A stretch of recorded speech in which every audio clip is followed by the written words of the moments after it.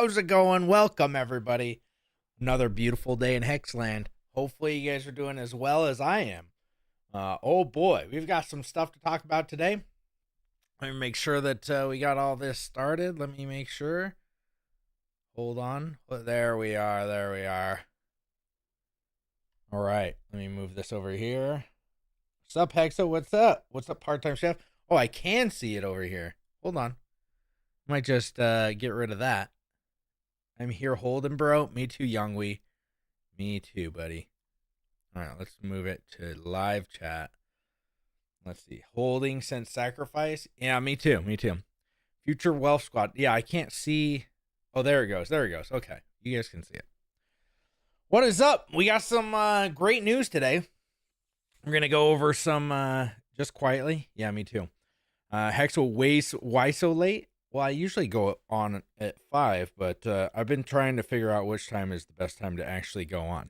So, yo, show us the guitars. They're all downstairs. Holding since September 8th, 2024. Dang, that's it? 43, what's up? Hey, Hexo, wishing you all amazing. Hey, what's up? We got some, we got some news to go over today. Lots of good news. Well, just news, I guess. I don't know if it's good. Let's check the charts. Let's choke the charts. 1.41. Hey, at least we're doing a little bit better than we were yesterday. Let me scroll up here. There we go. Green candle. Although it's a. Did we really go up to 1.5? Dang, dude. There's somebody suppressing us. It's the whales. The whales are suppressing us. Not long ago, snatched the bottom on all tickers. Nice, dude. Nice. Love you, Hexo. It's after midnight in Ibiza. Speak to you another time. Keep up the good work. Hey, take you. Thanks, Woost Willem. Not long ago. Okay. Yes.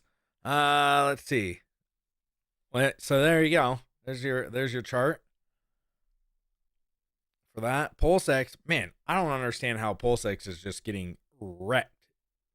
It's like my favorite coin out of all of them, other than Hex, and it just completely just gets decimated every day. So maybe that's why. Maybe it's because, let's draw something on here. I like to draw. Can we all just get badges? Yeah, why not? Why not? Milady, what's up, Milady? Let's see. And something like that, right? Let's break that. Let's break that. Maybe it's something like this. Something here. Do we like that? Sure. How can I make my knee grow?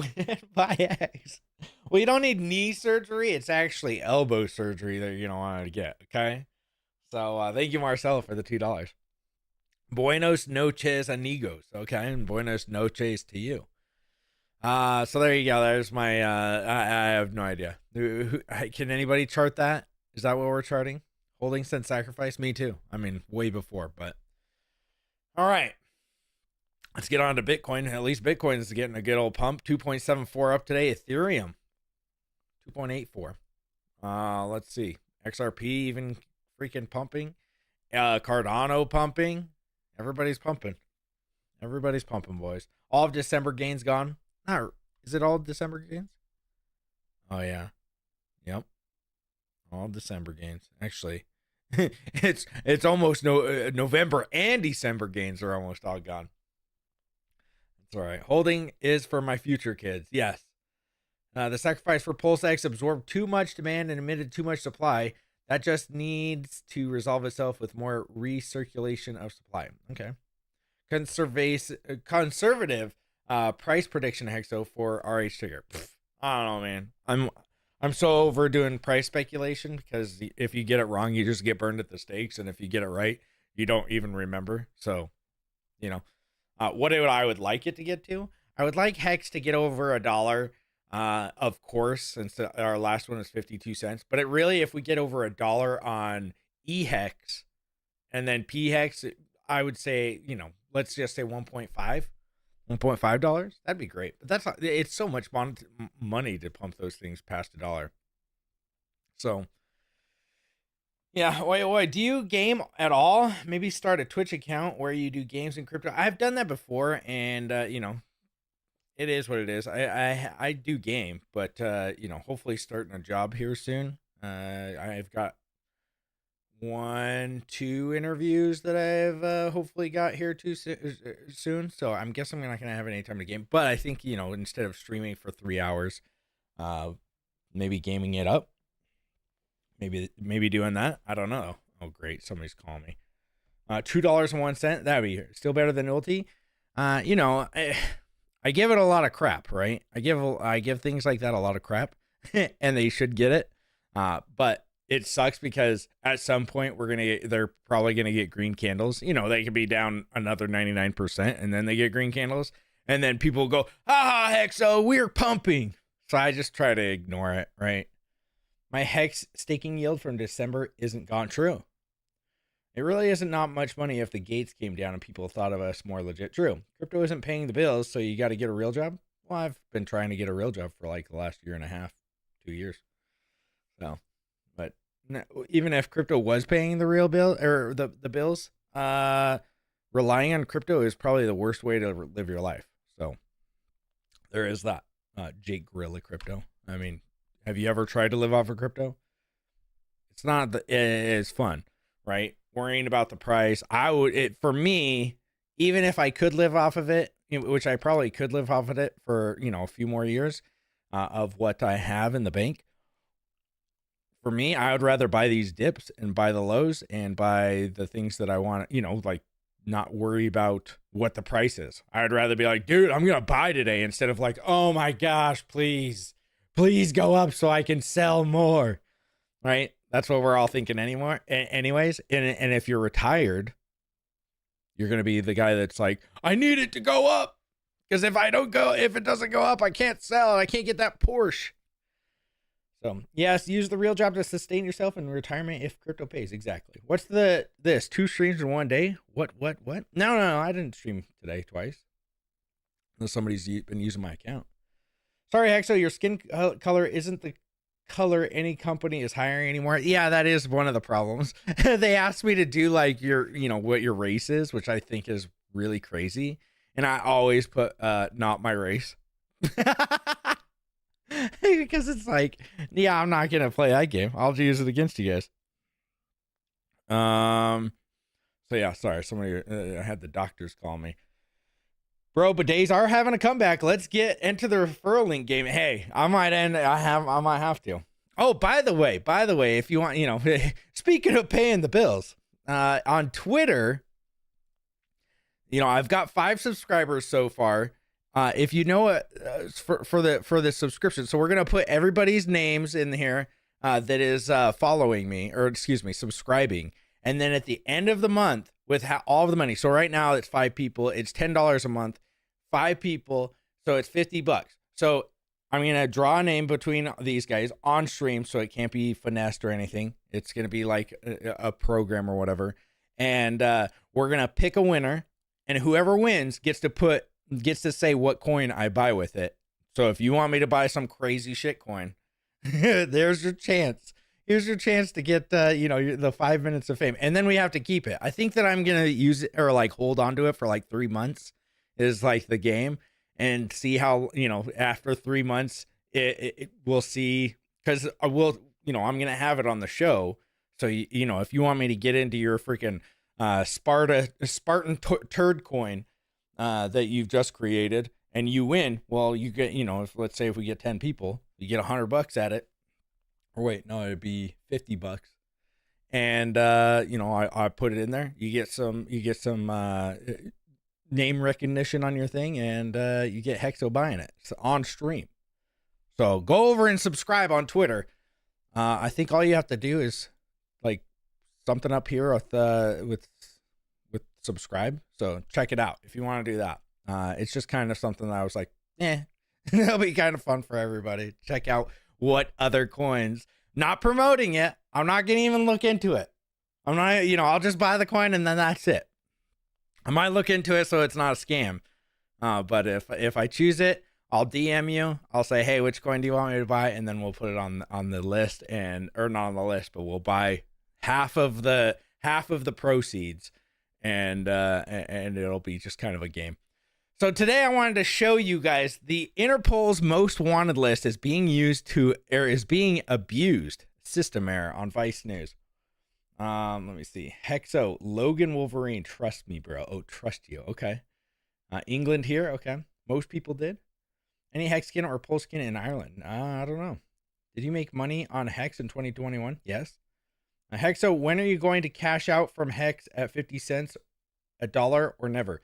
No, yes, I'm cashing out, dude. If people tell you that they're not cashing out, they're lying to you, or they're, I don't know. I don't know. Or they're Richard. This stupid thing. This is my wife's chair, by the way. That's why it's pink. Come on. How do I get this thing off? Okay, I don't know what it is. Money in the bank, shorty what you drink. Yeah. Multiple streams of income never hurt anyone. Exactly. I don't know, people are, Hexo has to get a real job. It's like, dude, be retired for a few years. Not that I ever called myself retired, but I just didn't have to have a job, which me and my wife have a business. It's just not as, like, I want, income that I can count on, right? Because in the busy season for me and my wife's thing, it goes really good. In the not so busy time of the year, then it's just like, okay, we're not doing anything. So you're gonna get bored. Like, watch it. I don't watch movies. I just hang out, watch Twitter all day, and yeah, Spartan Turds Unite. Interpol never makes mistakes. Yeah, never. You generally believe Hex can hit $1? Yes. Yeah, it hit 56 cents last bull run. So. All right, let's check it out. In 2016, Mexican police captured Joaquin Guzman, known as El Chapo, following an escape from prison. As head of one of Mexico's most powerful drug cartels, he had been subject to an Interpol red notice, an alert sent to police units across the globe to track down the world's most wanted criminals. Most wanted criminals, by the way. Most wanted criminals for tax evasion. That's crazy. These are the most serious rapists, murderers, child sex offenders, fraud, and drugs cases. And these are effectively like an advanced. So yeah, you didn't say anything about tax evasion on there. So that's pretty wild. Bulletin board where different police forces can post notices saying, we would like you to arrest this person and hopefully extradite them and return them to our country to face trial. However, in recent years, a disturbing trend has emerged. There's been an increase in issuances of these red notices by authoritarian regimes, specifically to persecute and punish and hurt human rights activists and dissidents abroad who are not. So she even said it, human rights activists and dissidents. So do you think that maybe a sacrifice for freedom of speech and somebody that, lives in the EU, which I don't know where Richard lives, but I'm sure he lives in the EU, at somewhere in there. Maybe they're considering him a dissident. Free speech. You can't be saying free speech. We're not doing free speech In any way, shape, here. or form engaged in anything dangerous or unlawful. So how did a system meant to help bring fugitives to justice end up also becoming a weapon for strongmen to abuse human rights? Being on the Interpol red notice list is a totally life-changing and devastating sanction. Effectively, you can't travel. Then any international border you cross, you'll be arrested. This is the story of Interpol's system error. All right, system error. What's crazy to me is that he's up there with, real crazy terroristic, people. And it's like, dang, dude, that's pretty crazy. I bet Roger Ver would have ended up on it too. Probably. Yeah, Julian Assange. Was he on there? I know that, obviously we all know what happened to Julian Assange, but I didn't know if he was on the Interpol. Back in I'm sure he 2007, a group of armed robbers drove 2 cars through the glass windows of a shopping mall in Dubai and stole $3.4 million worth of jewels. They were part of a criminal network known as the Pink Panthers that raided high-end jewelry stores between 1999 and 2015. He gave a 16-year-old small child a bloody nose. They operated in over a dozen countries and No, he got accused of doing that, right? He got accused of doing that. That's the thing. We can't, if you're a billionaire, do you think that people are going to start accusing you of all types of crazy stuff? right? I still remember what he said during the Pulsechain sacrifice. He emphasized that you don't expect returns from the work of others. The Interpol shit is just intentional to hurt and shut down something good. True. I heard the boy even cried a little. And are estimated to have made out with $500 million worth of gold and diamonds. In part thanks to an Interpol red notice, Serbian Borko Ilincic was arrested in Spain and sentenced to 10 years in prison in Dubai. Interpol is the world's police cooperation organization, with police force from 194 countries being its members. Its main goal is to facilitate cooperation to fight transnational crime and to cooperate on issues of crime and national security. A lot of people who are subject to red notices are indeed, very dangerous people or potentially very dangerous people. You just need to look at the, Interpol website. Yeah, I don't think that Richard is the most dangerous person that I know, but right? It's kind of crazy that he's on this list. You'll see that there are serial killers, people who are wanted for international crimes, for example. The search is on for a terror mastermind, and the search is so urgent, they call it a red notice. Oh, geez. From Osama bin Laden and Joseph Kony to the great train robber Ronnie Biggs. That's crazy. Osama was on the Interpols? Dang. And serial killer Charles Sobrage. Red notices have been issued to track down the world's most notorious terrorists, murderers, online hackers, and thieves, and were designed to prevent them from evading justice by crossing country borders. See you too, man. Red notice is the primary bulletin through which Interpol pursues individuals who are accused of different crimes. It's a request to arrest someone who is wanted for a crime in another member state of Interpol. In 1998, for example, there were 733 of these red notices issued. That number has climbed to 67,000 red notices, of which everybody's only on that list. 7,000 are public. They are essentially a series of most wanted posters, and although Interpol has no power to arrest individuals, they do get to decide which notices are validated and disseminated across the globe. They've got a team of maybe 30 to 40 people in the organization.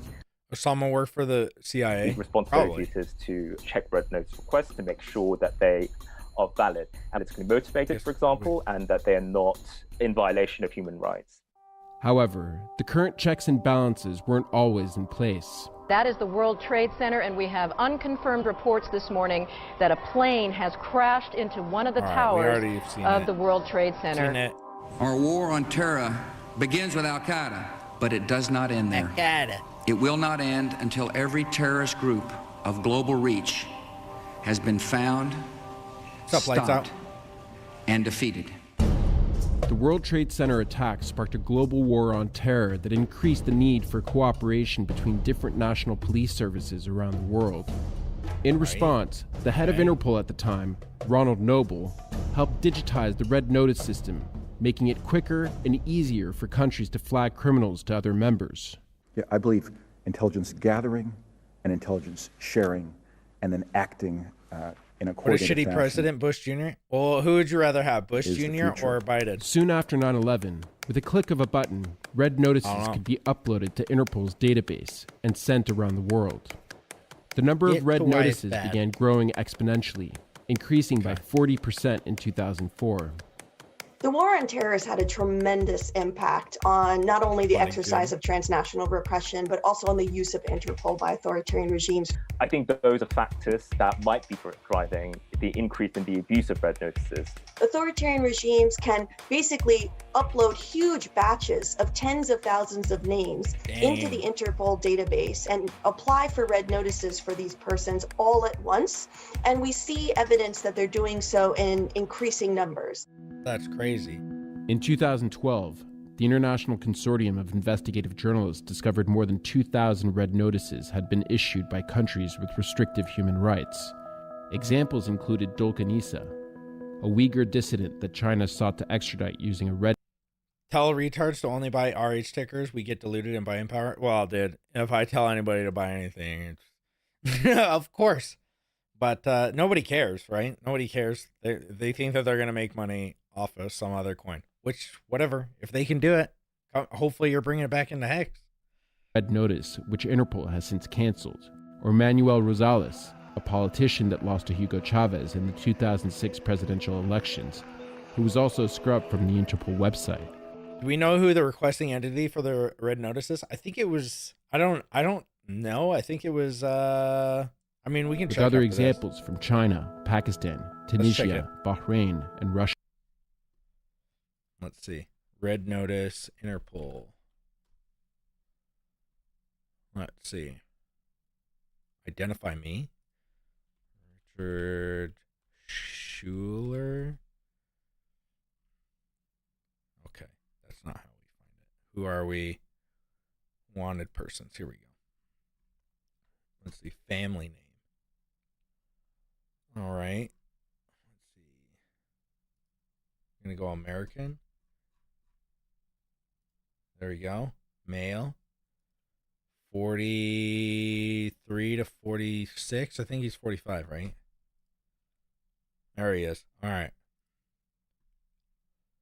I don't know. It doesn't look like it said who's wanted to. Oh, wanted by Finland. There you go. Zio Finland. Russia. Interpol recognized there was a problem and stepped up its vetting process of red notices. In 2015, it introduced a policy which prevented notices being issued against individuals with a recognized refugee status.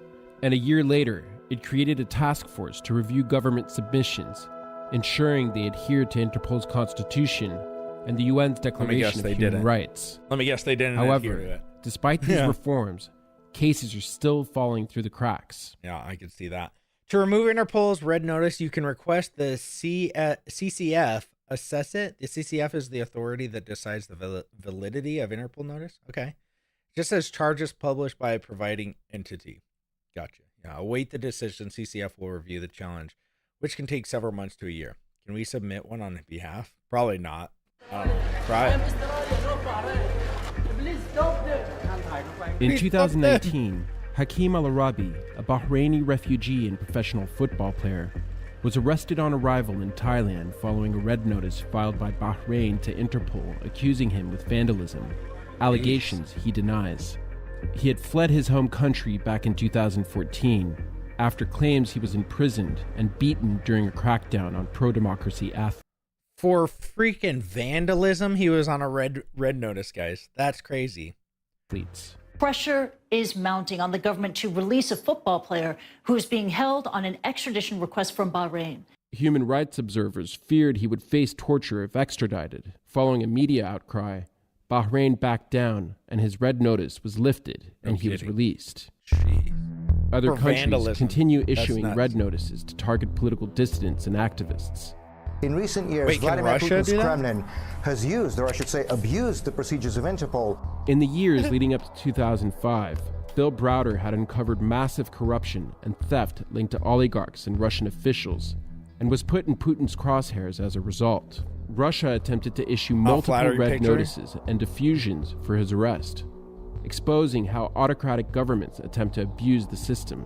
And over the course of the next 5 years, Russia has issued 8 Interpol arrest warrants for me. Although Dang, Interpol what'd this guy rejected do? all these requests, Spanish authorities continued to act on one diffusion before being notified of its cancellation. That's what happened in Madrid. I got arrested because they got sent the notice and they were just acting as any good police officer would, which is thinking that they were catching a fugitive. Instead, they were unwittingly acting as an extraterritorial arm of Putin's evil regime. Browder was quickly released after Interpol told Spanish authorities not to honor the request. Another example is Nikita Chenkov, a staff member of Putin's biggest political opponent, Alexei Navalny. We spoke to his chief of staff who recollected his arrest. Cyprus arrested him and, was about to extradite him to Russia. It took us enormous effort to get him back to Lithuania. So this, of course, made us very aware of the risks. And this system only has sense when all the parties respect its rules. And unfortunately, regimes like Russian, Turkish, or Chinese are very good in learning how to misuse and abuse these rules in their favor. As Interpol attempts to stamp out the abuse of red notices, Its lack of transparency remains a major hurdle. The organization does not provide data on how many red notices requests have violated their constitution, making it impossible to know the extent of the problem. At the moment, there's no means to say, well, Turkey has tried to abuse Interpol for its political gains, for the regime's power against civilians, against human rights activists. We're looking at the Interpol, like how corrupt the Interpol is. We wanted to check it out, how Richard's on there. Yeah, not flattering. Although, if look at all of the inmates. Go look at inmates' pictures. None of them are really flattering, right? Like, I don't know what's with the camera on them is wrecked or something. I don't even know. So yeah, there should be some sanctions or remuneration for that. The thing to bear in mind is that this is a policing organization. So it's an organization that's run for and by police officers. So if that helps to explain what the culture is, it's an organization that's for the most part shrouded in mystery. It's very difficult to get information, what kind of processes and methods are employed in order to do the things that they're doing. The abuse of Interpol is just the tip of the iceberg in the ways that authoritarian regimes are exerting control and surveillance and repression over diaspora communities, over exiles and expatriates. Authoritarianism is growing in the world. Democracy is in decline. This has been well documented. Interpol can play a key role in both good and bad in global governance today.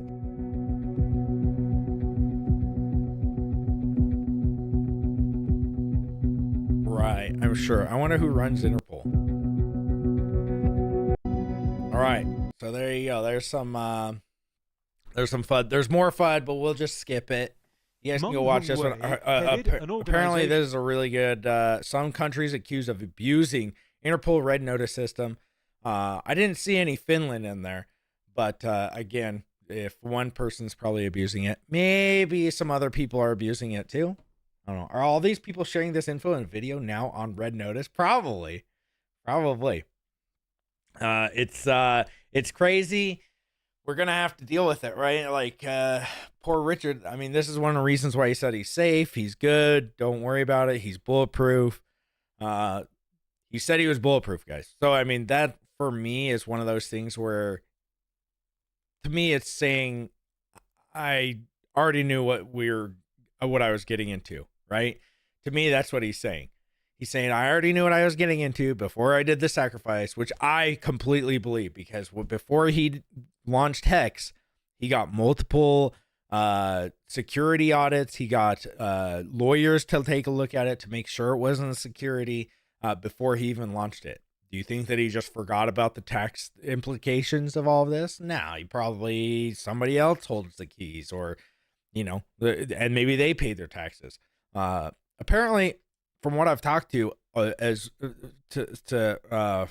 talked to some other people, and apparently, if you go and look at the top taxpayers of Finland, Richard's on there. So it's not like he's just not even, he's not running from them. It looks like he's paid his taxes. I think they just see a huge sacrifice, somebody with $600 million or however much the sacrifice is, and they go, that guy's got money now, get him.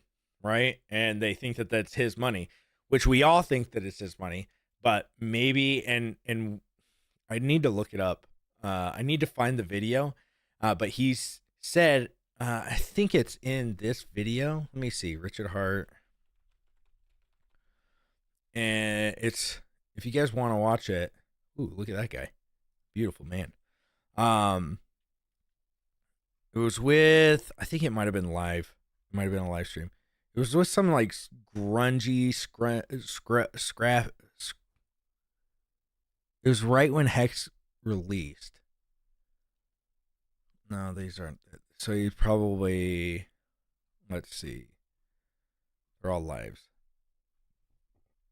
The green. Geez, the green.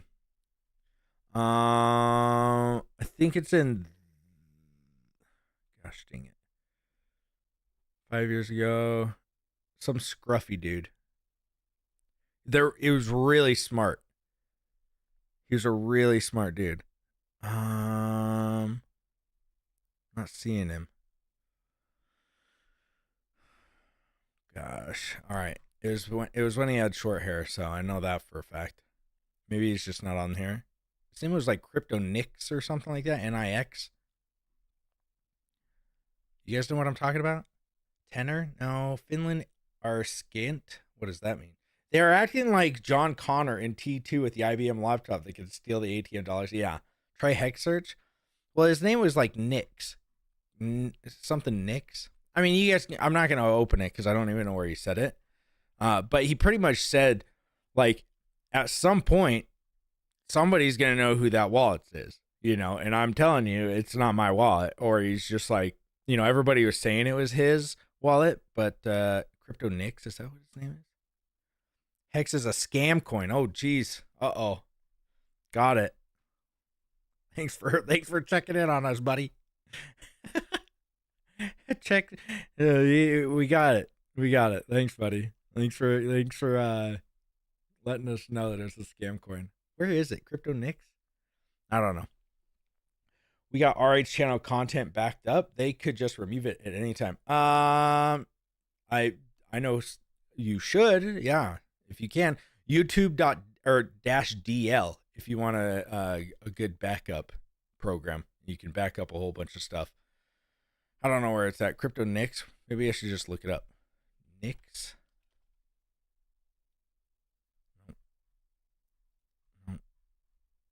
All of it is the red notice stuff. I don't see it on here. Lots of Interpol FUD. Crypto cult. Man, we gotta look at some of this stuff. Global discourse. How big is this? 226. Killing it. It's the only video that he probably has. All right. On to the next news. Who would think? Thanks for letting us know 5 years too late. Yeah, thanks for letting us know now. We're already fully invested, my friend. All right. So yesterday we talked about a lot of the crypto conferences, why I think that they're a bad idea. Maybe they're not scams, but you know, even Richard Heart has said, hey, you know, I'm not a big fan. You know, buy with your tokens, or instead of buying these crypto conferences, why not just buy tokens instead? Now, if you're somebody that's rich AF and you're making it, you know, you're retired for life, you got $50 million in the bank, go ahead, right? Go ahead. If that's what you want to do, go ahead and go to a conference, right? I'm talking to the guys that are, you know, like me, that are still trying to make it, still trying to do stuff in the world. And you're paying for $400 ticket, $2,600 ticket, a $900 ticket, or whatever, $1,000. That's what it is. These are the people I'm talking to. Okay, nobody that's you know, if you're retired, living on a beach daily, and you want to spend $2,600 or $400 for a conference, go ahead. That's your prerogative, and I think that you should do that because that sounds fun. But Maddie, I guess. Talked about it. Yeah, I haven't watched this. Somebody posted it yesterday. Somebody said that I should take a look at it. I haven't looked at it yet. Because you know, I like to do these things like almost reaction videos to kind of give you my thoughts right now. And somebody sent this to me. So, you know, and I have no ill will to anybody that does the conferences. This is my opinion, right? These are just my opinions, and maybe with this video, I'll change my opinion. But I just am not a fan of crypto conferences, especially in the bear market. Now, when we're all rich AF again, when you got, you know, when we got green candles, 50% candles in one day, you know, we're hitting all-time highs. Sure, crypto conferences, sure. Go meet up with the guys that you've been hanging out with, everybody in the chat, for sure. But what beard oil do I recommend? I don't know. I think that my wife, or I usually use some kind of oil, like it's not like a beard oil. It's just like a regular oil. I don't even remember what it's called. It's like not clove oil. I don't know. It's like almond oil or something like that. Just buy a big old bottle for it, but I never use it either. All right, let's listen. Yeah, but you don't burn down the temple and like go after like the priests of the temple, like just because they're bad priests elsewhere. Like it's just, it's a really bad take. And it's cool if you want to be the founder that like tells people you have to go do the work yourself. But then when you ostracize and talk shit about the people who are actually doing the work, that is the worst. That's worse than just being hands-off decentralized. Now you're like diminishing the people who are doing the work. So you can't have a successful product that way. You can't, like, I would love to see an apology tweet, really, like, and again, I say this is somebody who doesn't run a paid group. I don't like pay to be in groups. I just respect. So people that run the conferences are going to have crazy bias and wanted to run these conferences, right? The thing with me is that none of these conferences has brought any value to the Hex community other than like community bonding, which is great. But and I'm not talking about online conferences. If you want to do an online conference, a free conference, hey, go ahead. That sounds great, right? But I think that paying for all these conferences is just a dumb idea. If you want to do a local meetup conference, great. I think that's another great idea. I think that it's embarrassing almost that people are doing conferences when we're down 99%, right? And people are making money. And even if they say they're not making money, they've got a team of people that's on the pay books that they have to pay out. They have to make money. So somebody's making money. Props to Maddie, though. White Cheetos over the Hexfire's face. I don't know. Is he crying? I don't think so. Well, blubber oil. Yeah. I just get it straight from the source. I think he's taking out of context. Poor Maddie broke both of his collarbones. Cheap pint meetup. Yeah. I mean, dude, or a very, very cheap meetup. Like I was talking to Johnny Chaos today, and it's like, if you want to have a local meetup or let's say I want to do one here, and I'm like, hey guys, I'm doing a meetup here in Idaho. We're all going to hang out in sweet, sweet Idaho picking some potatoes. But I want to like rent out a bar that cost me $2 or $3 grand to rent out for the night or something. You know what I mean? And I want to recoup some of my losses. It's like, okay, $50 a person, $20 a person. I don't think that's a big thing. It's when you start seeing $2,600 being shilled out and being, and I get it. People can make their own decisions, but it's just a bad look. That's what I'm trying to get at, right? And this is why I'm saying this. Here, let me bring this down really quick. This is why I'm saying this, okay? Bitcoin Maximus, Jimmy Song, and Tone Vase charged $260 for a steak dinner event. Remember back in the day, this is 2019, right? January 29th, 2019. Me and everybody else in the Hex community would make fun of Tone Vase all the time because he would charge everybody. The same people that are putting on these events right now were the same. I know this for a fact because I know who's putting on the events and I know who was making fun of them. And it was me and them and, a lot of other people. But we were all making fun of Tone Vase because it's like, why would I want to spend $260 to eat a steak with Tone Vase? And now we're spending $400 to hang out with, we act like we're celebrities or something. I hope that I don't act like that. But some of these guys are trying to act like they're a celebrity and that we got to, pay $260 or $400 to go have, a 4-day event with them. It's like, dude, guys, what are we talking about here? Just go in to have fun. I get it. It costs them money. Let's just not make let's not rent out a conference room. And then it's free, right? Just hang out, go and have a beer, go and rent out a place. And maybe it costs $5,000 and you have to eat it a little bit. You have to eat the cost a little bit because you want to be the event planner. Okay. It costs $5,000 to rent out a bar in, Tennessee or somewhere else, right? I think that's the way to go, or nothing at all. And just have 10 Hexicans show up. This is what I'm saying. You guys are grown-ups anyway. I'm just telling you, this is why I just don't like conferences. This is why I think that Richard was talking about he doesn't like conferences. And, people that run conferences are going to be upset about it because they obviously run conferences, right? Now, again, conferences, Bitcoin has one. Now, here, let's see, Pulsechain conference. Okay. What was it? Did we go to Is this the one? Am I going to get scammed? Yep. Here we go. This is not it, is it? These are not.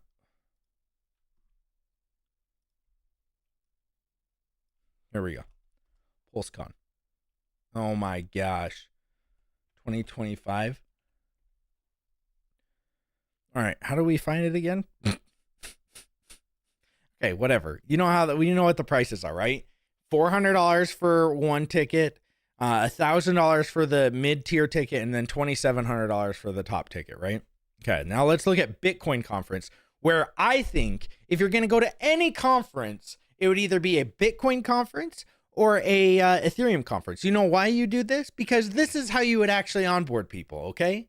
This is how you onboard people. Buy a ticket for this, go shill Hex over there, right? And look, these are cheaper. Yes, the whale pass is more expensive, but it also gives you like crazy access to some of this stuff. Like all-inclusive premium food and beverages in the VIP lounge. You can eat like all day, pretty much. Orange glove client support. Yeah, it's crazy expensive. But the other two are pretty much what I'm, these other ones, where it's like for the business class, it's $1,400. That's still less than $2,600. And guess what? I bet there's some really big whales that are probably going to buy this, and you could go shill to them. Okay, ETH has conferences too. And guess what? I couldn't even find the prices because some of them were free. Some of the ETH conferences that I saw were just free, and I couldn't, you just had to get a free, you had to do something where they were trying to do like some NFT, but you got it for free as long as you signed up some other way. I couldn't figure out how to buy it. But I mean, dude, if you want how to actually onboard people, go buy one of these tickets and go shill to these guys, right? Not all of these guys are going to be Bitcoin maximalists. Go and shill to these guys. This is 3 days. All access to Bitcoin conference app, entry the world's largest Bitcoin expo, and there's other ones, right? That's how you get new people in, not by just circle jerking and talking to the same people that we've talked to the last 5 years. I mean, if you want to do that, go ahead, but maybe just do a local meetup that's free. That's all I have to say. Let's see what else he had to say. But I agree with Maddie in some instance. Like, you don't burn the people that are trying to do things and trying to hype up stuff. I get what Maddie's trying to say there, and I get it. The thing is we're down 99%. Why are we having conferences? Right? We're down 99%. There should be no conference. The conference is putting our head down and working to make things better, not circle jerking. They'll be like, we're going to do great. I'm going to 100x. That's easy. Wow, 100x. Give me 500x. That it's just it's tiresome. It's tiresome watching the Hex conferences to where it's just like, what? You know what I mean? Just go online. You say the same things. Why are we charging people? All right. The fact that people who run paid groups are an extreme net positive for Hex and Pulsechain. So much so that I listed them in like my physical onboarding tool brochure. Like, I just for free, I promote people who run all these paid groups because they bring in way more than they take, and they provide a service that otherwise would be helping people get into other stuff. I mean, that I'm not aware of anybody who onboards more than the people who run paid groups in Hex and Pulsechain, and it's not even close.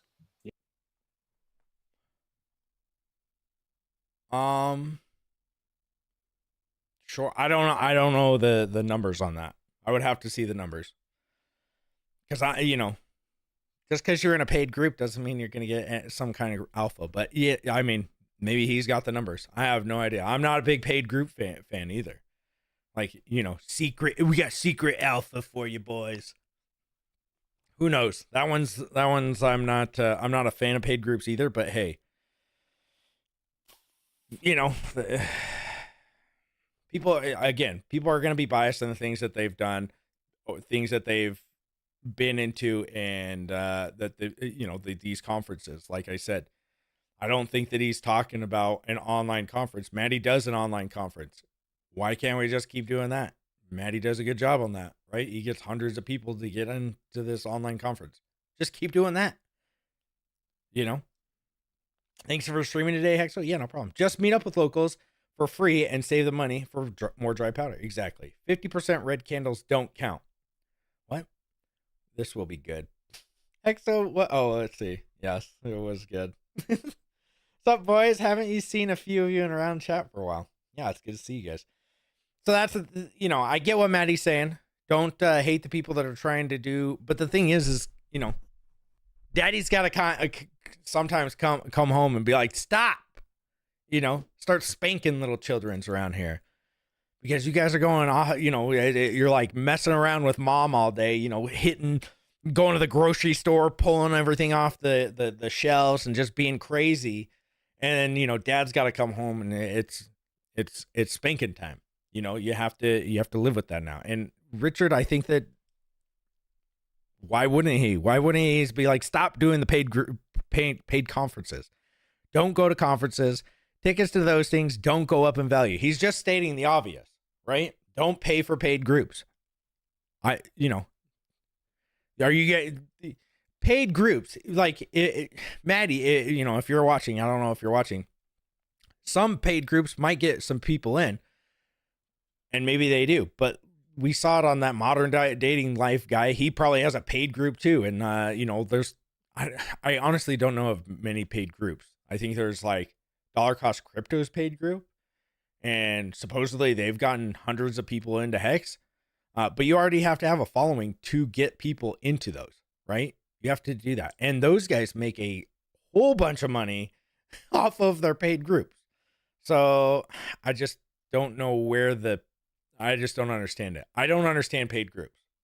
To me, it's like, if I've never paid for a paid group. So maybe that's why. I always think that somebody's going to try to scam me. Because when I was in stock trading, because that's what I used to do before Bitcoin, before I got in Bitcoin in 2016, it was like you got into a paid group and it was like, okay, everybody, we're going to pump this one up.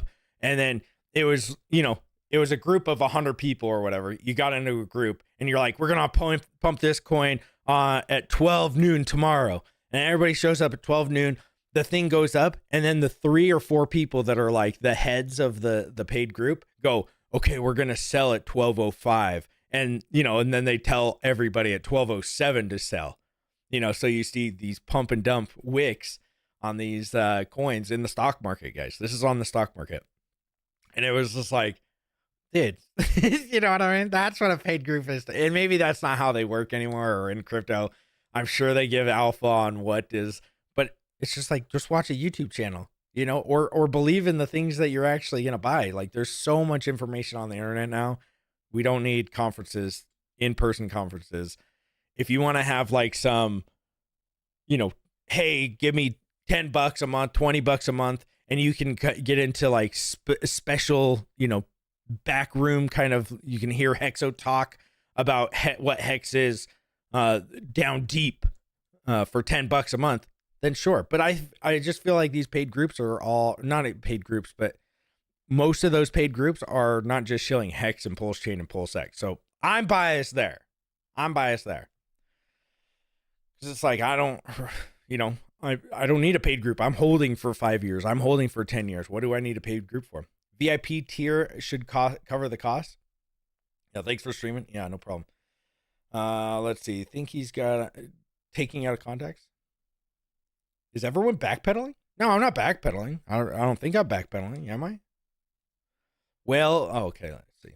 Why the Cheeto picks? Yeah, I don't know. Minus conferences are the best. Yeah, I mean, I puts on a good conference, and you know, he makes I'm sure he makes money off of the donations that are given on those conferences. It's like, dude, just do those. You know what I mean? Like, you could make money off of the ad revenue from YouTube. You can make it off of the donations that people give in those things. You know, especially if you have some really good speakers, you're gonna make some decent money. So why are we doing these in-person conference meetings that, you know, everyone's pulling their hair out because nobody's gonna be satisfied with them. When a online conference is done, it's like everybody usually comes out of it and it's like, thanks, that was good. You know, hey, you know, you got lots of clips for your channel. People can watch and can go away. They can just, you know, they don't have to travel there. They don't have to spend $3,000. That's what I'm saying. You don't need to, like, I'm just not a big fan of the in-person. Until we're up above sacrifice price, until we're at all-time highs again, then I'll be like, sure, do those. You know, that sounds fun. I probably won't be at them, but zero value is brought to the community other than touchy-feely gayness. The main event is a twerk-off between Coffee and Hexo. Sign me. Yeah. No one needs an effing apology. I'm not apologizing. Am I? Oh, you're saying that Richard needs to apologize? Yeah, I don't think so. Because this is the thing. You can have differences of opinions, okay? In the community, we should be okay. You don't like conferences, Hexo. That's okay. Matty Allen likes conferences. He wants to put one on. Sure. Guess what? We have a difference in opinion. That's okay. Well, I don't know why we always have to make it to where it's like, you don't like conferences? I'm out. You're not my friend anymore, bro. It's all over for you, right? We don't have to act like that. It's just, I'm not a big fan of them. You like to do them. You know, I'll tell you the reasons why I don't like to do them. You tell me the reasons that you like them. Richard doesn't like them. It's like, okay, we can have difference of opinion. You can have a difference of opinion even with Richard Heart. He doesn't have to apologize. Because you know, there's things that Richard has said that I don't agree with, you know, everything with crypto for sure, but maybe in some other aspects, it's like, yeah, I'm not a big fan of that. Or, you know, dating advice. It's like, I've never used anything, you know, I never used pickup lines when I was dating or anything like that. And it worked out for me. So if you want to, we can all have differences of opinions. I don't think that, nobody should just go and attack Matty either because he has a different set of opinion. If he likes paid groups, that's fine too. I mean, maybe some people have made money off of them. Let me know in the chat if you've made money off of a paid group. You don't need paid groups to learn. That is the point. Matty is down bad. Not sure what I think about it. I can see both sides. Yeah. I mean, that's the thing. I can see both sides. Like if you're just new to the space and you really don't have any footing, maybe that's what you need to do. It's not for me, but you know, that's what you want. Legit, now is the time for community to have a conference. Now is not the time. Yeah. The conference, for the most part, is a big giant circle jerk. It doesn't do well for onboarding or outreach. It doesn't do any onboarding or outreach. That's the thing. That's the part that I've been to them. Nobody is being onboarded into these things. It's everybody just kind of patting each other on the back. Great job. Wow. What do you think the price is going to be? What do you think Richard's going to do? Oh, what do you think? That's it. That's the whole thing. You know, and why can't you just do that online? Crispy knows when to dip out. I put Cheetos over his face. Good to see you back on the ball with the streams. So thank you, Stressful Struggle. Down 99% needs more buying, not more conferences.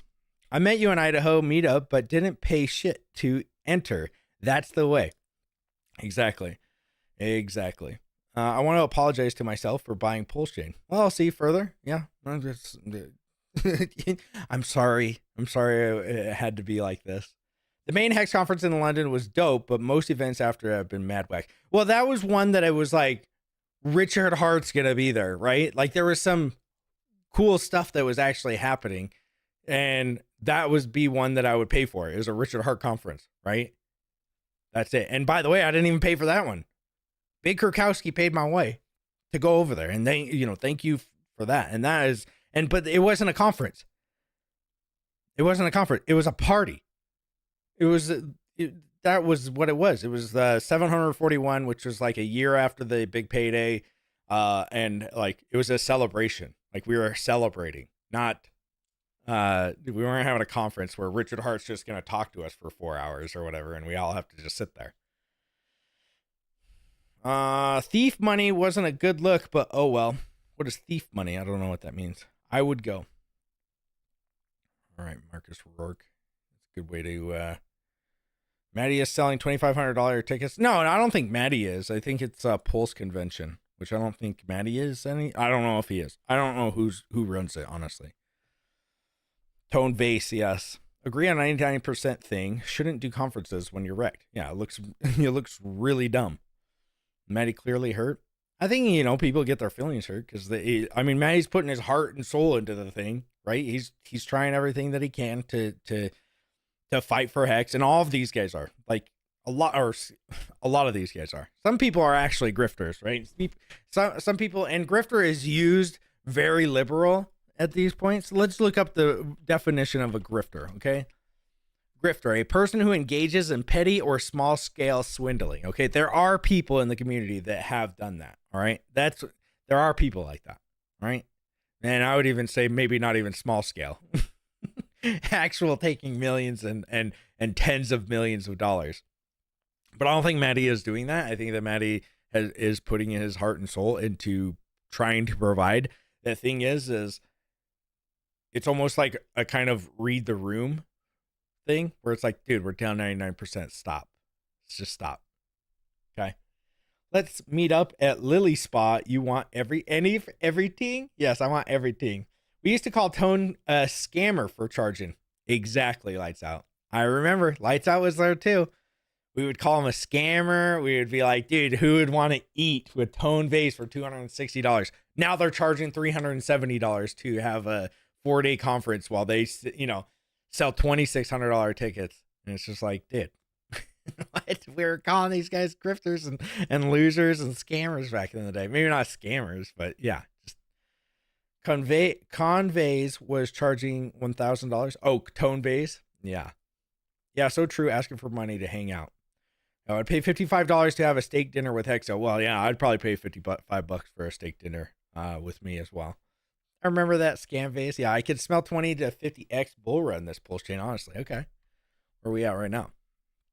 Well, we got a little green. We got a little green boy.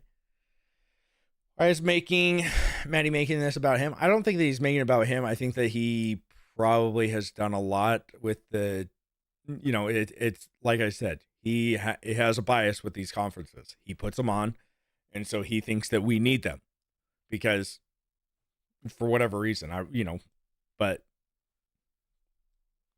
when Daddy comes back to spank everybody, it's like, please, I was being a good boy, but I was taking it's like, no, stop doing these. They don't go up in price. If you're a bajillionaire and you're never going to have to work again, which is probably hardly anybody in this community at this point, go to them. More props to you. But if you're just some dude that's, got like $5,000 in Hex, you've invested $5,000 in Hex and you were going to buy a $400 ticket, 10% of what you put into Hex. What do you think is the best idea? Probably put the $400 in, into Hex, but you can do whatever you want with your money. You guys are grown men. I just think, it's funny. Where's A-Bit? I don't know. It was $1,000 at one point. Oh, really? Dollar cost crypto charging $4,600 a ticket for what? I prefer the low-key meetups, just chat and drink. Well, yeah, I mean, like I said, we did a Disney World one. It was me, Pep, Nardo, Hex Kong, and I feel like there was somebody else. I'm sorry if I forgot who it was, but I think that was it. Oh, Escatar. And yeah, best meetup ever, dude. Because it was like, dude, you get to hang out in line because some of those lines are like 2 hours long. You talk, you hang out, you talk about whatever you want, about Hex, about Pulsechain. You get, one-on-one, you get to talk to the other guy. And then you go on a ride, and then you get off, and then hey, me and my wife are going to go get some food over here. Hey, we're going to go ride this ride. Okay. And then you meet it back up in a couple hours or something. It was the best freaking thing ever. Like, it was awesome. I just don't understand. Like, I get it. Some guys are young dudes and they wanted to go to Vegas, but it's like, I think that it's just played out, man. I prefer the look. Okay. Manny has done good work, but he's got to be more strategic. They update his worldview. It's clearly not working. Yes, it's not working anymore. Yes, Maggie bragging about Twitter impressions. This is a flex that he thinks it is. For the badges. Well, the badges, this is the thing. It's gotten like 131 million. It's gotten like 131 million impressions in the last year with the impressions, and probably 10% of those impressions are from me.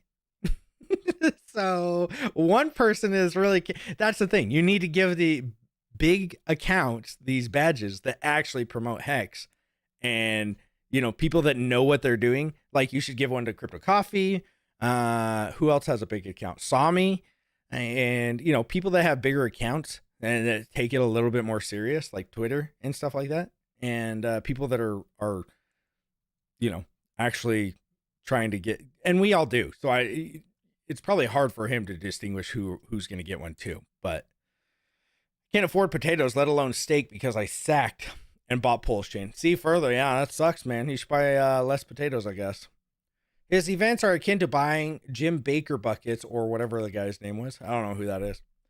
I made the Charlotte Pulse tour happen at my brother-in-law's bar and didn't think of asking for anything for that. It was 10 people, but I met people. Yeah, exactly. And that's all it needs to be, DGen. That's all it needs to be. They are butthurt. Grow up. Yeah. When did the Budapest meetup? We only asked people for the boat ticket, less than 80 euros, and Henry Hex actually covered half of the total cost out of his own pockets. See, that's great. And same with the Disney ticket. It was like, buy your own ticket. If you want to come, you know, it's $110 a ticket to get into Disney, but I'm not going to charge you to hang out with me. All right. Can't even find the conference? Yeah, I don't even know. A-Bit's great website got ragged on by the big man in favor of postcards. I don't know what he did.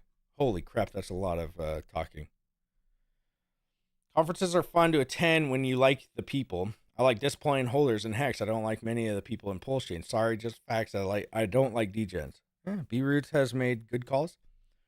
Yeah, hopefully. Yeah, I don't know. I have not made money from paid group or not being in a paid group. RH literally told us everything about crypto. Exactly. That's what I was trying to say yesterday. Why even go to these conferences when you could watch the founder and probably the smartest person in crypto and watch all of his videos right here or on his channel, right? You could go to this guy who we're all taking notes from anyway. It's not like we're being smart and like, oh, I've got, you know, look at what I've just found out about Hex. No. Look, go watch these videos, every single video for the last however many years, and then come back and be like, okay, yeah, I need a crypto conference to tell me something new. You're not going to find anything new about crypto, right? Everything that you need is in these videos right here to be successful in crypto. Okay. Now with meme coins and stuff like that and getting out early, that, you know, maybe, but if you're a long-term holder and you want to actually, you know, if you want to actually make lifelong, you know, some of these guys make a lot of money, the meme coin guys. But like I said yesterday, you put $500 in and you write it up to $50,000 and you think that you're just balling because you're like, dude, I just made $50,000 because I made that 100x on this, you know, on these 5 trades. And then you get into that one scam, one rug pull that you got into and you lost the 50 grand just like that. That's, you know, there's always retribution that happens. If we all 50x, can we have a fishing outing, Hexo? Yeah, we don't need a 50x, man. Let's do fishing. I like fishing. I love fishing. He doesn't need another video. They probably turn people off more than anything. Well, look at the video. Did the video help? How many people did the video onboard, right? This is another thing. These things need to be done when we're in the bull market, right? When we are above 50 cents, the movie looks amazing. When we're above 50 cents, the conference looks amazing. We're celebrations, right? When we're 99% down, we look like complete idiots. Just my opinion. Just my opinion. Can't hate me for my opinions. All right. So tickets for Bitcoin conference are less than the PulseCon. I mean, the basic ticket is $419. So they're, you know, $50 in between. But, you know, you can go and shill to Bitcoiners, or you can go to like an ETH conference, Ethereum conferences. And they have a lot of them. Look at this. Ethereum has a lot. And from what I saw, they're free. They, you know. Let me see. Ethereum Denver was the one that I was trying to get. Ethereum year of the regenerates. So we've updated our ticketing process this year to make it easier. Claim your free Spork DAO member ticket. Read on how to find it. So open early, view venue details. So I have no idea how to actually get the ticket. I was trying to find the ticket. We'll go hotel tickets. Apply to attend. Let's see. I think you had to give your email. Yeah. And I'm just not going to do that. But yeah. Crazy.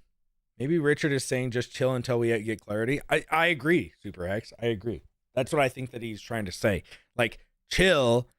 Let people, don't create FOMO, because that's what a lot of people are. You're creating FOMO with these, like, I don't want to, and not FOMO into Hex. It's FOMO into these, like, things like, oh, I want to go and hang out with the Hexicans, but I don't have enough money. What should I do? Well, you should just buy more Hex, and then maybe one day you can, man. All right, let's get on to the next thing. All right, let's get on to the next thing. This Capital Recon, this guy was the one that reported my first channel on YouTube and mass reported it. He got my first channel actually shut down. The only reason I say that is because I had a beef with this guy for like one day, and then literally the next day my channel, and I was not beefing with anybody else.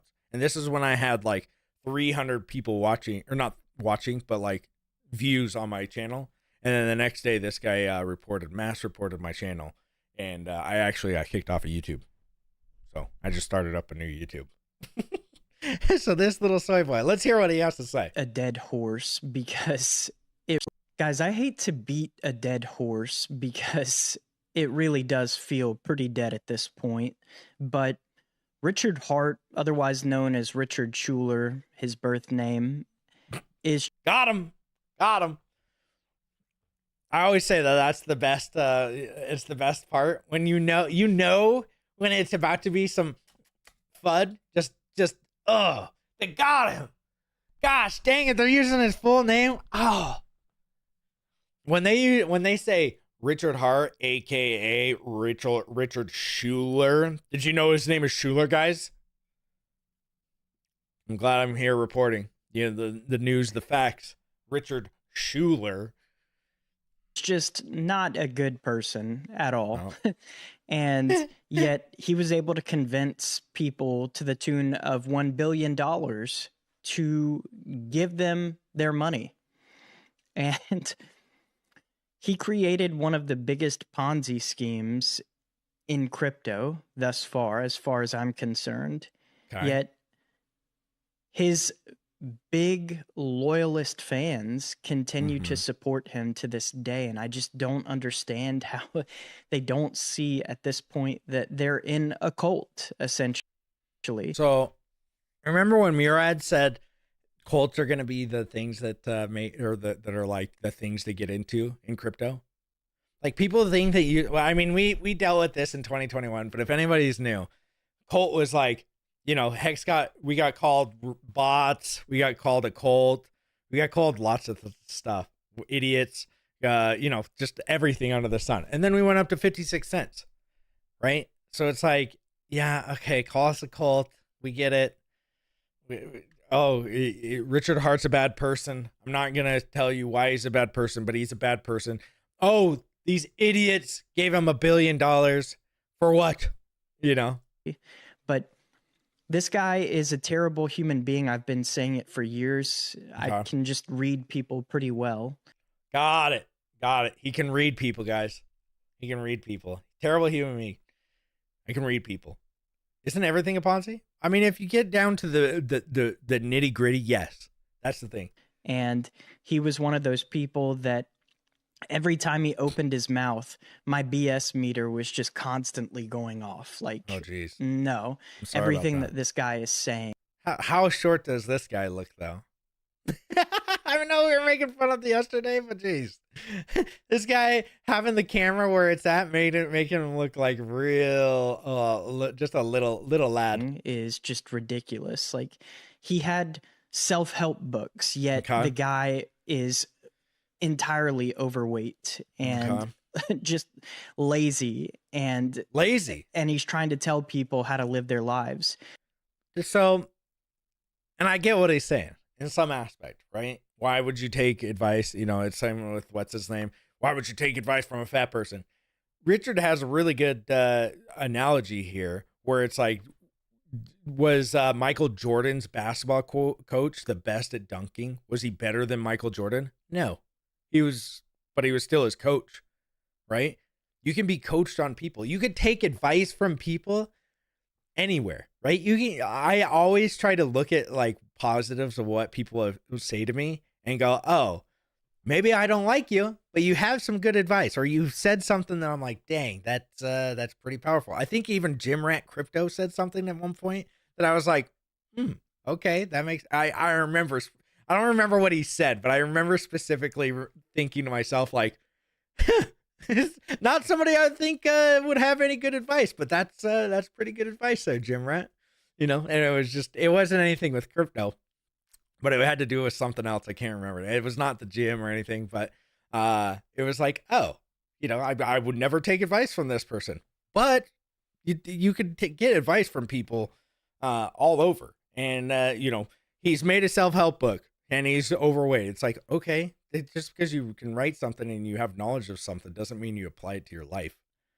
Doesn't mean that at all. But what I want to talk about today is that apparently I should sit on some of those books, put them to work. Now listed on the EU's most wanted page. Okay. WhaleFud on Twitter posted this, and you can see that his crime is fraud, including that affecting the financial interests of the European communities within the meaning of the Convention of 26 July 1995 on the protection of European communities' financial interests.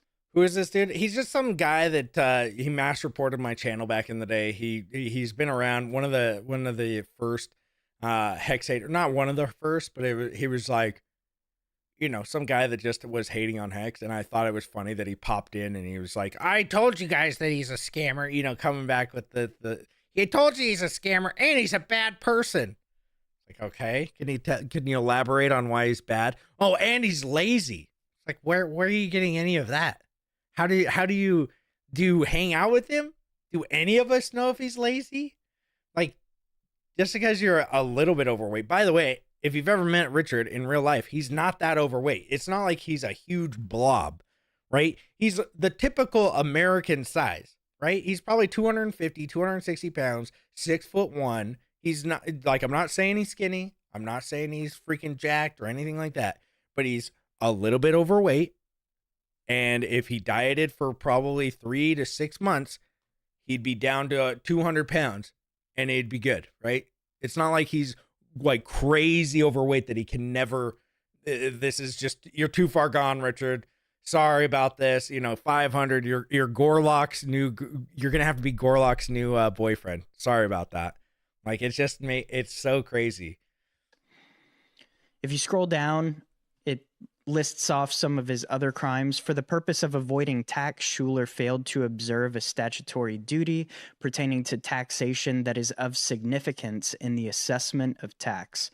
Schuler failed to file business tax returns for the tax multiple years and also failed to complete information on his income on his pre-filled personal tax returns. Schuler received income from his business or income-generating activities that he should have declared to the tax administration for the purposes of tax assessment. The total amount of tax avoided is counted in hundreds of millions of euros, which is insane because I don't think that he actually made that much money. Don't get me wrong, he made a ton of money, but if you go back and watch some of my other videos about Hex, you'll know that a lot of it was wash trading that he was doing to make it appear like there was a lot more volume on Hex than there really was. He was taking the Ethereum that he was getting in from people purchasing Hex, and then he was going back on the market and market buying it as well, to make it appear like it was creating more volume and hype than it actually was. That's not what happened. The recycling FUD was this, that the flush address would get a bunch of Ethereum, it would take it back, and it would put it right back into the adoption amplifier to set the price to whatever the price was at that day. So let's say there was 100 ETH and the price was 10% at that day. Well, what they would do is they would recycle it, or not recycle it. I don't even know if this is true because I never followed the entire thing, but this is what everybody was saying, that he would recycle it and he would make it to where the Ethereum in the adoption amplifier would match that of whatever the price was. So people weren't, because this is what was happening at first. He wasn't doing that, supposedly. He wasn't doing this. And guess what? People would buy it and then they would sell it. And then they would buy it and then they would sell it. And then they would buy it and sell it. So instead, Richard's like, well, this is the price that on the actual open market. So why wouldn't I just set it to the price of the actual market, right? And so he would do that. And then it would just, it would go down. And then guess what? He would buy less.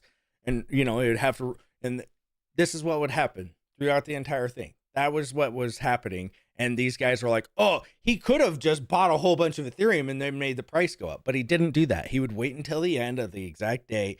He would buy it up at the exact price of where it was at on that at that time. Now, I don't even know if that's what happened. I never followed any of the chain analysis.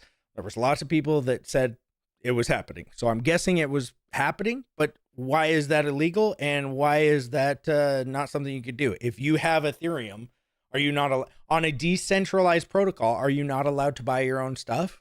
Are you right? If you get something, let's say I give you $50 in your store, you bought cake with, like you're a cake maker boy, and I buy a cake from you. Well, what if you want to go over and buy a cake from your shelf? Can you do that and set your own price? Yeah. Why is that illegal? I don't understand why this is illegal. Apparently, you can even set your own prices. He wasn't even setting the prices. He was letting the market do whatever it was doing, and then being like, okay, well, the market says it's here. Okay, well, I'm gonna buy the same amount of Ethereum that's right here, so people aren't just dumping. Get it for 10% cheaper and then dumping it into the getting a way better price. That's what he was doing. He also assaulted a 16-year-old person and made their face bleed, and for that he is also wanted. But Interpol also has him listed as being most wanted. So this guy, regardless of how you feel about taxation, we all hate taxation. I hate taxation just as much as anybody else. You love it, but buddy. At the end of the day, I just don't you're like required to pay your taxes. If you live in a country that has an income tax or a business tax, and you own a business, guess what? You have to pay taxes on that business. If you're an individual making income, you got to pay taxes on that income. It sucks, but at the end of the day, that's the law of the land, and you got to abide by it if you want to live in that area. And this guy has a big old black boot that he has off screen, and he just that's this guy just being who he is, moist wanted, thinks that he's above the law. This guy has some weird God complex to him that people just love to love.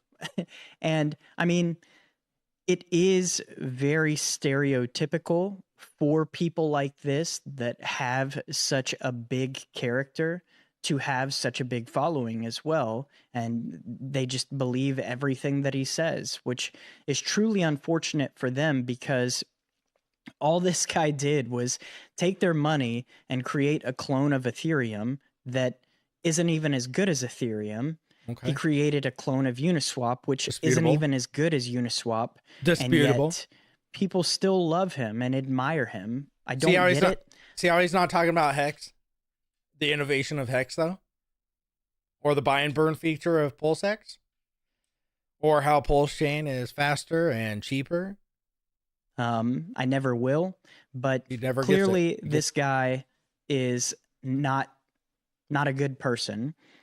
Here's an article talking about how he was suspected of tax evasion in Finland as well. This was dated back to September of this year. Yeah, because this is old FUD, dude.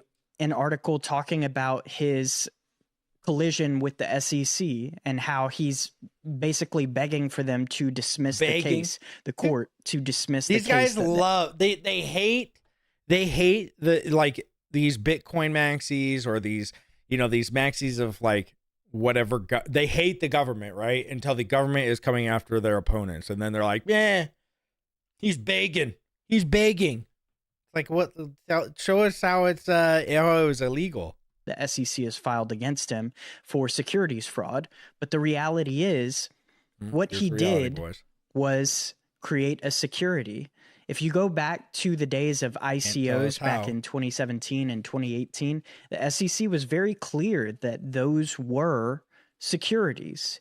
If you basically do a token sale for a future product, right, that is a security. Well, I'm glad that we got a future product that was of zero value. There was a reason why it was zero value, buddy.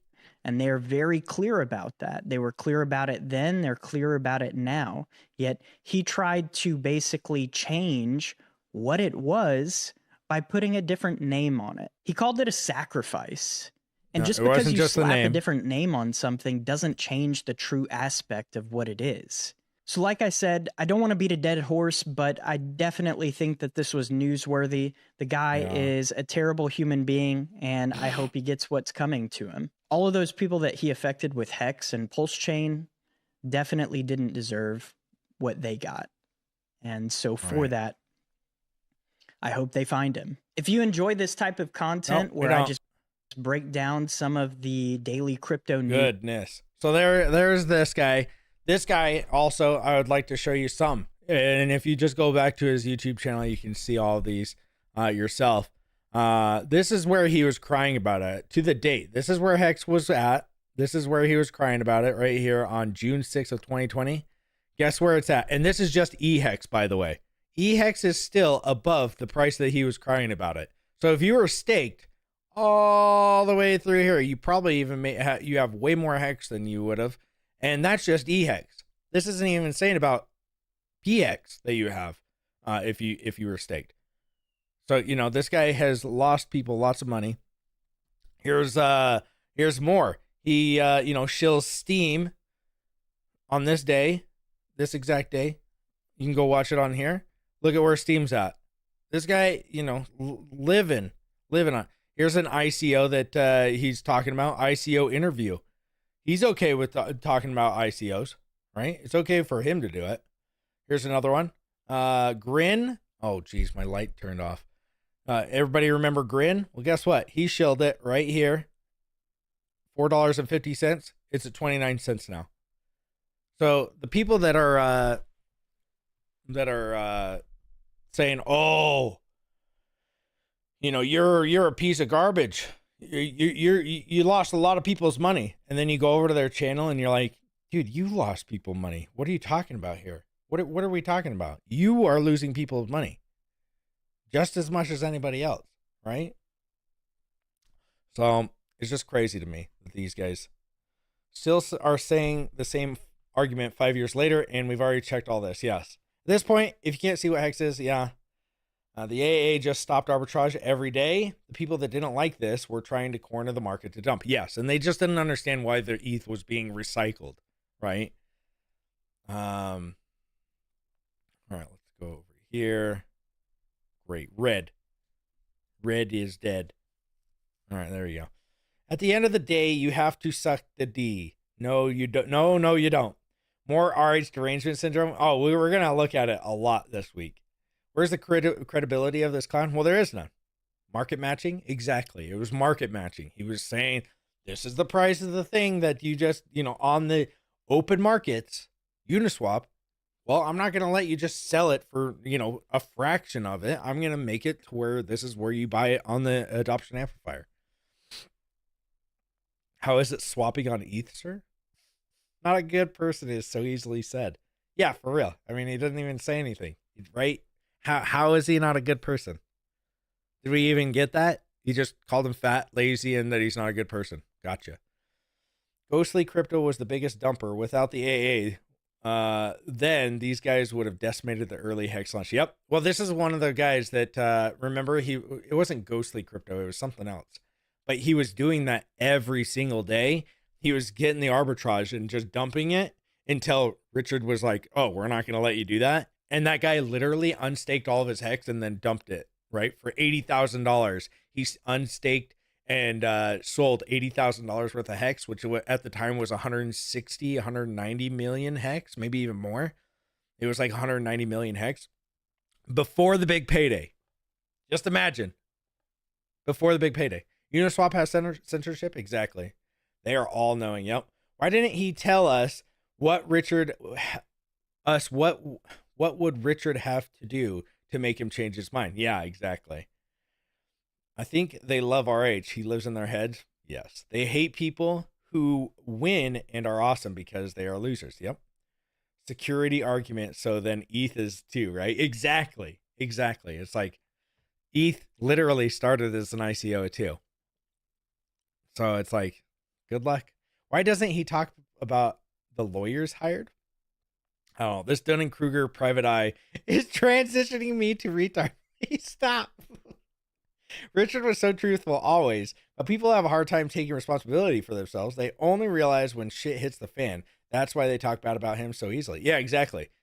Like, it was fun to be on that, that train of hating on Richard when Hex first came out, because everybody was doing it, right? It was so like, yeah, Richard is a scammer. He is scamming people. Everybody was doing it. So it was like, yeah, we could all do that and we could get views. This is easy, and then now it's just like they've, everybody's a parrot and they don't really, this guy has no idea how Hex works. I bet you $1 million. Yeah. One of the biggest things for me is ask somebody how a T-share works. Right. And then test their knowledge on how Hex, if they even know what Hex is or how it works. Right. Because then you'll see if they're actually knowledgeable. I guarantee you he has no idea what a T-share is. Guarantee it. Do I want this? No, I don't want that. Okay. Do something else. On a scale of 1 to 10, how punchable is this little man's face? ETH ETF approved. If it's just a clone of ETH, then I guess it's not a security, right? Yeah, exactly. Where are the victims? Double copies. Yeah, I didn't deserve the best crypto and layer 1 in the world. God is good. Yes. Price down is the very definition of not onboarding. Zero-sum game. Okay. Maddie shills tons of coins that are subsidized by the core. That's one thing that Maddie does and lots of people have started to do is shilling other coins.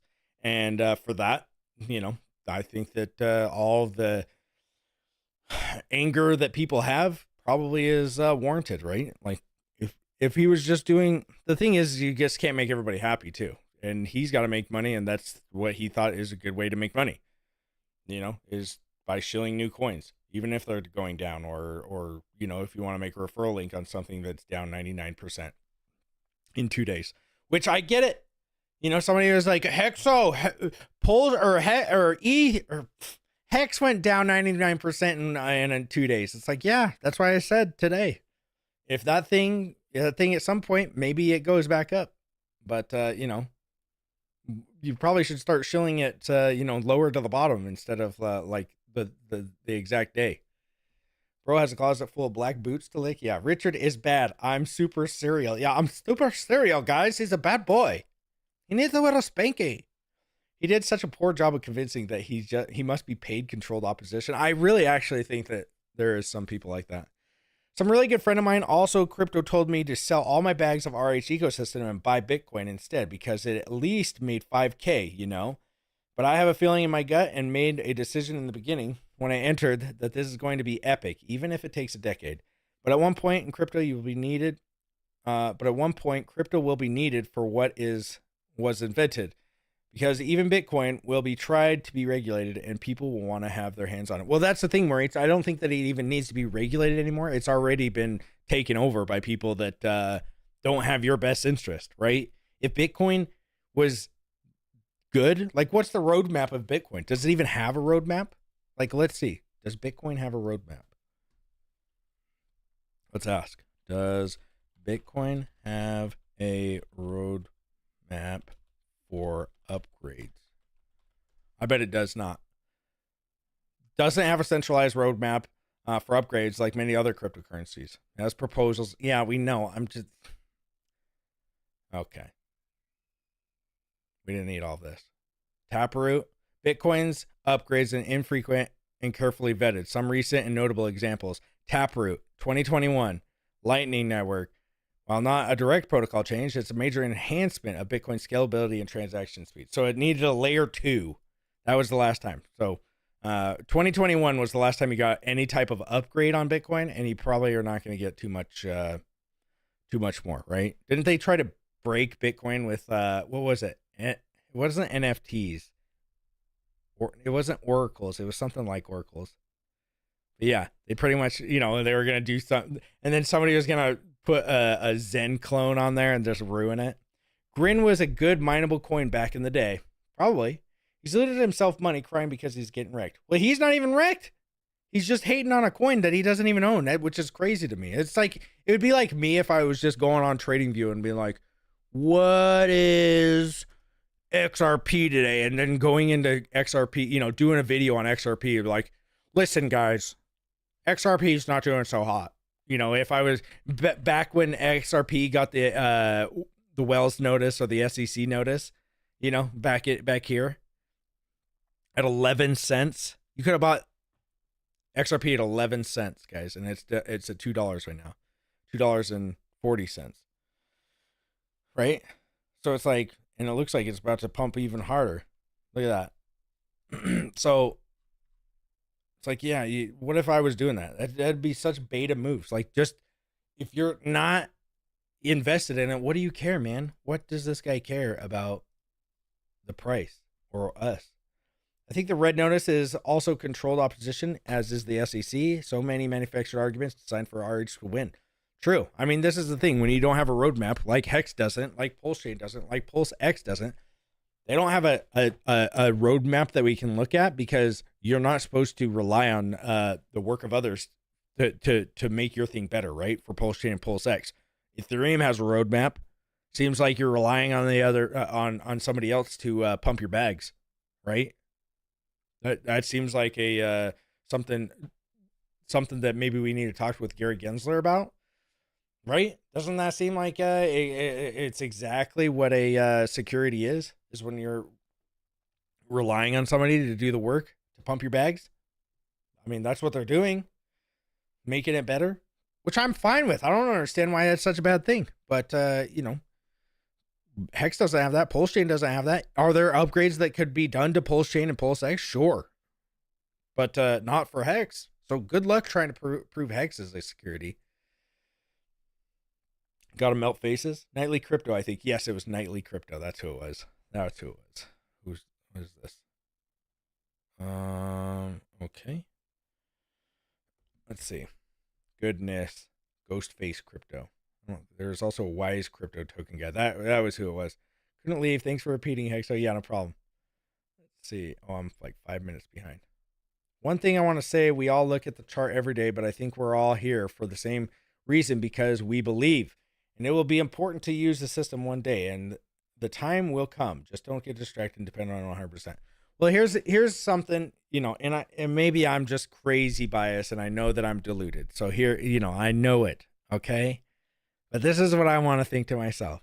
When I see Richard Heart in videos from 2014 at Bitcoin conferences or wherever he was at in 2014, talking with lawyers, and you could see that he's, with guys with black suits and white, and ties, with white shirts, businessmen or something else, it makes me go, I'm wondering if Richard is further into this thing than we even know, and like he has way more, maybe not control, but like more pull than we think. And these governments that have captured Bitcoin are wanting to fight against him, because he's literally the last bastion, right, to fight against these things. He's the last guy to fight against some of these corrupt governments with this monetary system. Look at Bitcoin. It's been like they've taken it, right? They've taken it over. Who owns a lot of Bitcoin now? Michael Saylor. You don't think that like one person? Great. He owns tons of Bitcoin. JP Morgan, all these guys, ETS, Coinbase, they all own it, right? This is why Richard's like, you want to be decentralized. You don't need these big centralized exchanges. Although I'd like to see a centralized exchange get Hex, but then guess what? They start owning all of the Hex, and it becomes where we're not, it's not a decentralized system anymore, like Bitcoin. They are the ones that control it all. And it's like the miners, just think, it's like what, 3 companies, maybe 2 companies now that own all of the mining pools. So I think it's been taken over. I think it's been taken over. Notley, yeah. Bitcoin making all-time highs. LOL. Is it? I don't think so. I don't think so. It's like at $97,000. 96,000. That's not an all-time high. Bitcoin did a 2x and Hex did a 5x in the last few months, bro. Yeah, exactly. Bitcoin is drunken sailor coin. Yes.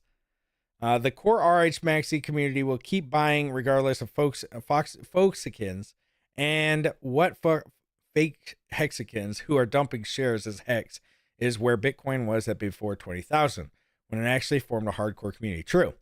It's been more than 60 days. What was the result of the hearing? It's 60 to 90 days. BGM. So stay tuned. I'm sure we'll have something soon, hopefully. I'm guessing, but obviously this week, everybody takes this week off. So it's like not really New Year's, Christmas. There's 2 weeks right there that nobody really even works through. So next week, I think that everybody's back in the office. Things are starting to get done. And maybe, 60 to 90 days really turns out to be 105 to 120 because of the holiday season. I mean, there's Thanksgiving in that 60 to 90 days too. So, if we take 3 weeks right there, add 3 weeks to 90 days, and it's like, what, 110, 111? Show me your worst performing L1. Even EOS smoked Pulsechain's performance. Okay. I mean, yeah, for right now. You got to get on a bull run, man. Does it look like we're in a bull run? Does this look like we're in a bull run? Right? Ethereum has not even made an all-time high. We're still under Ethereum's all-time high. So if this is your first bull run, yeah, you're gonna look at everybody else and be like, oh, Fartcoin is going up. Oh gosh, XRP is not even at all-time highs, but I'm gonna say it is. I'm gonna think that it is because everybody's talking about it. XRP is still not at all-time highs, guys. It looks really good. Don't get me wrong. Looks really good. Way extended right here, but still, again, not at all-time highs. Our Cardano, not at all-time highs. What's another, these top 10 coins that everybody's like, we're in a bull run and Hex is just wrecked and everything's done. We can't even pump. It's like, okay, Solana, it's probably up, right? I honestly don't know. Let's see, Solana, I think, has been making new all-time highs. So, okay, no, but dang, that's crazy. That's like a big old cup and handle formation in the on the monthly, but they're still not at all-time highs, guys. This is the thing. There's even Solana. Let's see. Who else? Where are all my... all crypto. Dogecoin. Is Dogecoin at an all-time high? Nope. 33 cents. Where was it all-time high? Right here? 70? It was like 58. 57 cents. They're at 34 cents. So these things can move fast. You could get, you get a case dismissal, Interpol FUD goes away, all of that, and I bet you, I'm not going to bet anything. I'm just saying, you could go to 10 cents in a month. 20 cents in a month.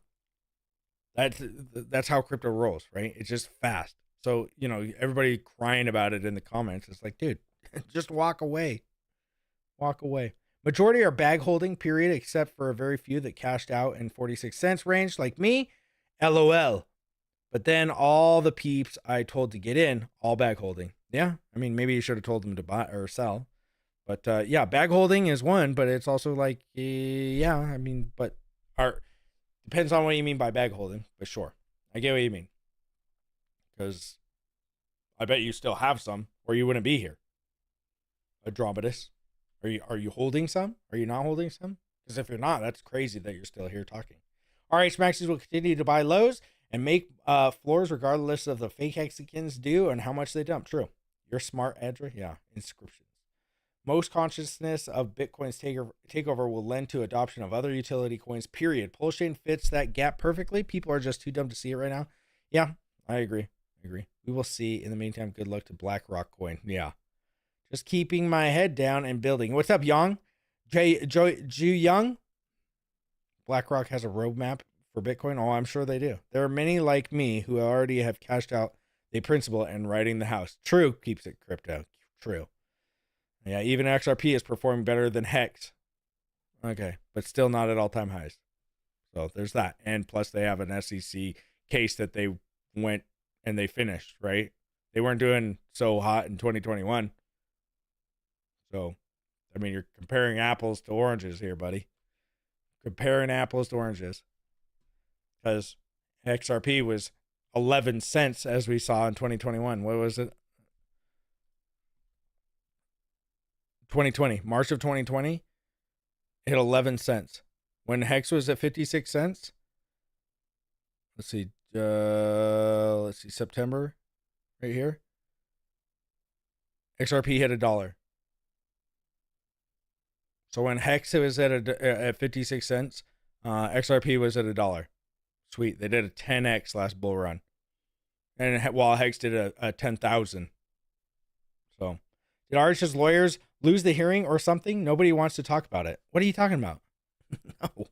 No, nobody wants to talk about what? The hearing? It's just, there's nothing going on, man. My friend, there's just nothing going on. We can't, there's nothing to report on.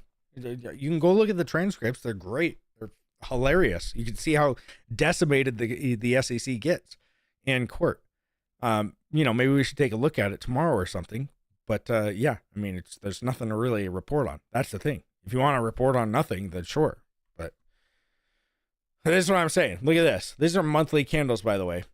Look at what XRP did in 3 months back in 2017. A 5,000% move, which is what, 50x, 500x, something like that. So SEC case gets up, goes away. What do you think is going to happen? I hope that something like that happens.